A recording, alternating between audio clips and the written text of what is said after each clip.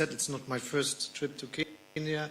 I was here as a tourist, and now it's the first official visit to Kenya, and I'm very pleased to be here. But I have to admit that when I was here as a tourist, I never visited lions fishing, and I never visited elephants bathing in the sea. But I'm really willing to have this chance in my life, and this would be a very good experience. And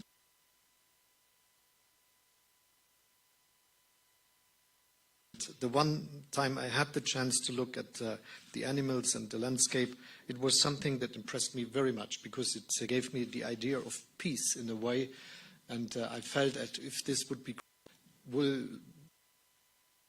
official visits, but also as a tourist again.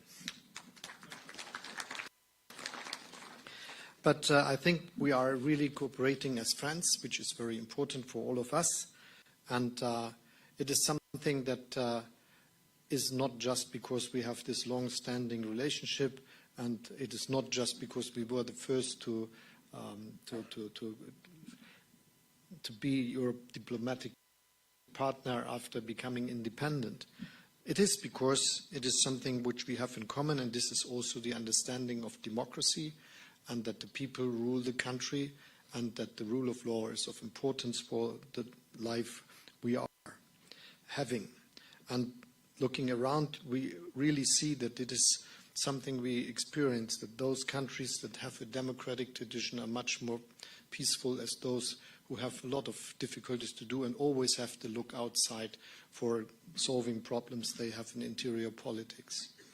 As I said before, I'm really appreciating what Kenya is doing in helping solving conflicts all around.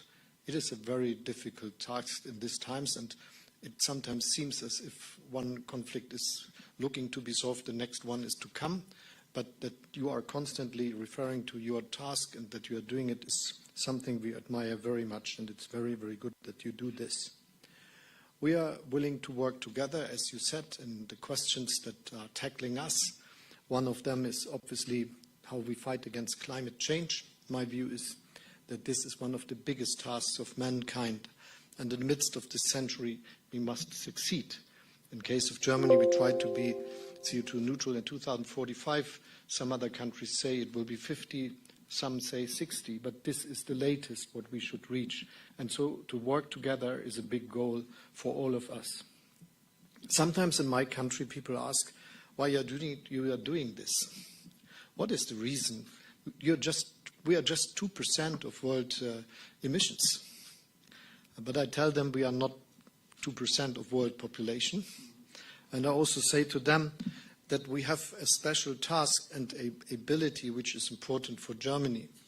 We have the engineers, we have the companies, we have the technology that is necessary for getting what is we are aiming for, becoming a world that is living and doing business CO2 neutral, climate friendly, but which is also solving the problem that many people in the world still face, that they are looking for a better, good income, that they are looking for how to feed their children, how they can educate them.